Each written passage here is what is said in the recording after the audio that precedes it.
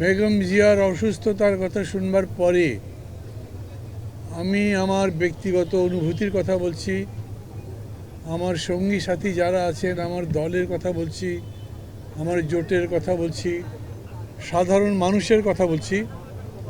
সবাই একটা জিনিস আমরা চেয়েছি যে এত বড় লড়াই করে জিতবার পরে তাকে একটা পরিণতিতে নিয়ে যাওয়ার জন্যে বেগম জিয়া আমাদের সাথে ততদিন পর্যন্ত থাকবেন, কিন্তু দুর্ভাগ্যজনকভাবে তাকে আমরা সেইভাবে পেলাম না।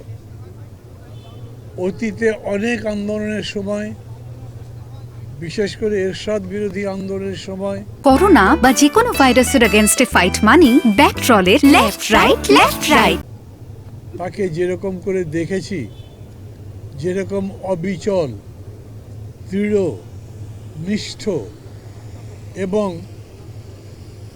অঙ্গীকারাবদ্ধ এই রকম নেতৃত্ব আমাদের বাংলাদেশে খুব সাম্প্রতিককালে আসেইনি। উনি চলে যাবার পরে সময় যত যেতে থাকবে নিশ্চয়ই সেই রকম যোগ্যতা সম্পন্ন নেতৃত্ব আসবে, কিন্তু তারপরেও বেগম জিয়া একই সঙ্গে যে ব্যক্তিত্ব নিয়ে মানুষের সামনে এসেছিলেন, অনেক বড় মাপের নেতা হওয়া সত্ত্বেও তাকে যেরকম সাধারণ মনে হতো, খুবই গাম্ভীর্যপূর্ণ ব্যক্তিত্বপূর্ণ একটা অবয়ব চেহারার পরেও যেরকম করে সহজ সরলভাবে কথা বলতেন, আমি মনে করি তার ইমেজ, তার ছবি বাংলাদেশের মানুষের মনে বহুদিন গাঁথা থাকবে। সামনে নির্বাচন, এটা এরকম একটা জটিল সময় ছিল যার কিছু কিছু উদাহরণ আমরা এর মধ্যে পেয়েছিলাম।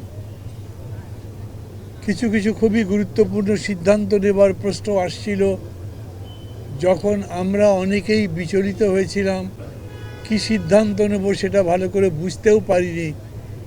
সেই সময় অনেকে হয়তো মনেও করেনি, তবু বেগম জিয়ার সিদ্ধান্ত জাতিকে একটা শান্তি, অগ্রগতি এবং সামনে যাবার পথ এবং দিশা দিয়েছিল।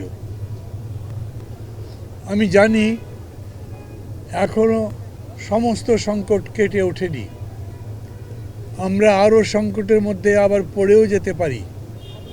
শুধু এই আশঙ্কা থেকেই আমরা চাচ্ছিলাম যেন বেগম জিয়া আমাদের সঙ্গে থাকেন, বোধ নিয়ে, বুদ্ধি নিয়ে, বিবেচনা নিয়ে।